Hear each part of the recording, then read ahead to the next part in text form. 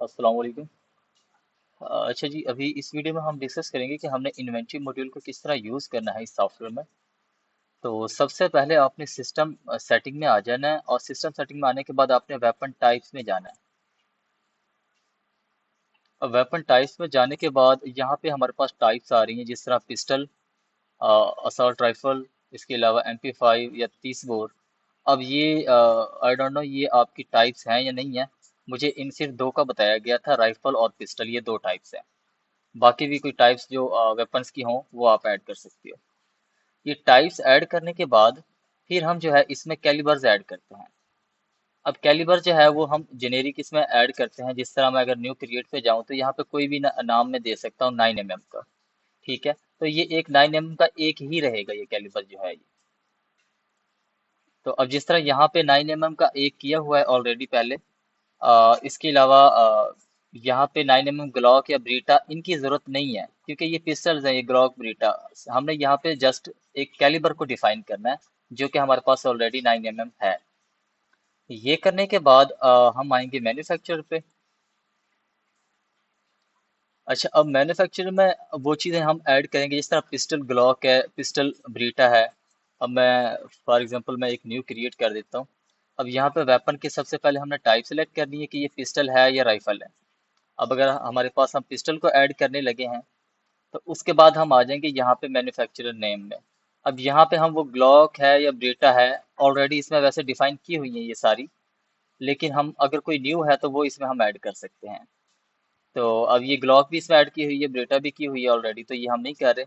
और उसके बाद कंट्री और कैलिबर, अब यहाँ से हमने इस जो हम क्रिएट कर रहे हैं मैन्युफैक्चरर नेम, जिस तरह ग्लॉक है, तो अब यहाँ से हम इसका कैलिबर भी ऐड करेंगे यहीं पे।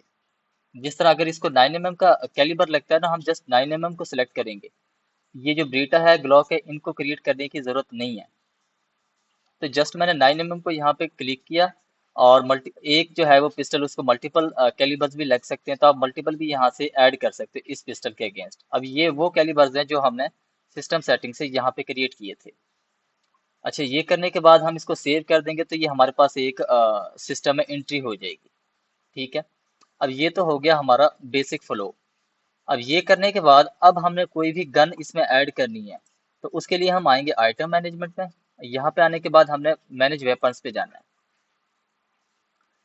मैनेज वेपन्स पे जाने के बाद अब यहाँ पे मैं न्यू गन जो है वो क्रिएट कर सकता हूँ। अब ये जो भी हमने गन क्रिएट करनी है ऑलरेडी उनकी कॉन्फ़िगरेशन जो है वो तो हमने सिस्टम सेटिंग से की हुई है। यहाँ पे जस्ट हमने वो सिलेक्ट करनी है और ऐड करनी है। फॉर एग्जाम्पल हमारे पास वेपन टाइप मैंने सेलेक्ट की पिस्टल। अब ये जब टाइप सेलेक्ट की तो जितनी भी पिस्टल्स की यहाँ पे मैन्युफैक्चर जो पड़ी हुई है, जिस तरह ग्लॉक है, ब्रेटा है या MP5 और कुछ कह सकते हो, तो वो सारी लिस्ट में मेरे पास शो हो जाएंगी। तो मैंने जस्ट यहाँ से वो सिलेक्ट करनी है। ये मैं इस टाइम ब्रेटा को मैं ऐड करने लगा हूँ। ये करने के बाद अब इस जो ये ब्रेटा है इसका यहाँ पे कैलिबर लोड हो जाएगा, क्योंकि हमने बेसिक कॉन्फ़िगरेशन में ये सारी चीज़ें सेट की हुई है। तो कैलिबर मैंने सेलेक्ट करना है, सिर्फ इसका 9mm हमें शो हो रहा है, तो ये हमने सेलेक्ट कर लिया। ये करने के बाद इसका प्रोवेंस आप यहाँ पे सिलेक्ट कर सकते हो, और दूसरा यहाँ पे वेपन नंबर, लाइसेंस नंबर और एक्सपायरी। जब इसको आप सेव करेंगे तो ये हमारे पास एक वेपन, एक गन सिस्टम में एंट्री हो जाएगी, यूनिक नंबर और लाइसेंस नंबर के साथ।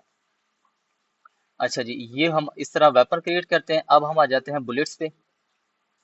बुलेट्स पे मैं यहाँ पे क्लिक करता हूँ और कोई न्यू बुलेट यहाँ पे क्रिएट करता हूँ। अब जो बुलेट्स हैं वो भी हम सेम कैलिबर साइज के वाली जो है वो सिस्टम में इंक्रीज करते हैं। अब इसी तरह मैंने यहाँ पे जिस तरह 9mm सेलेक्ट किया कि मैं ये 9mm की बुलेट्स जो है इसमें ऐड कर रहा हूँ। अब यहाँ पे कुछ बुलेट्स ऐड की हुई हैं, ये कैलिबर शो हो रहे हैं। तो अब ये 9mm ब्रीटा ग्लॉक इनकी जरूरत नहीं है, क्योंकि हम एक ही वो जेनेरिक यूज कर रहे हैं 9mm।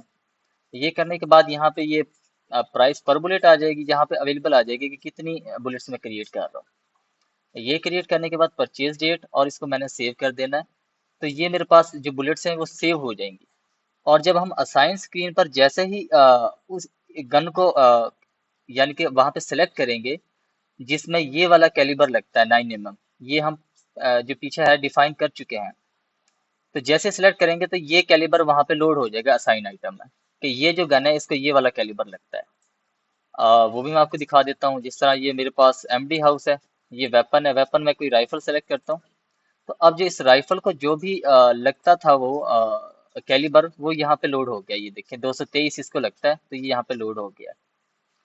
तो अब यहाँ पे इसकी अवेलेबल क्वांटिटी जो है वो यहाँ पे शो भी हो रही है।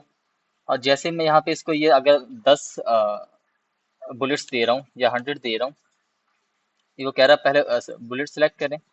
जैसे मैं इसको यहाँ पे 100 बुलेट्स दे रहा हूँ,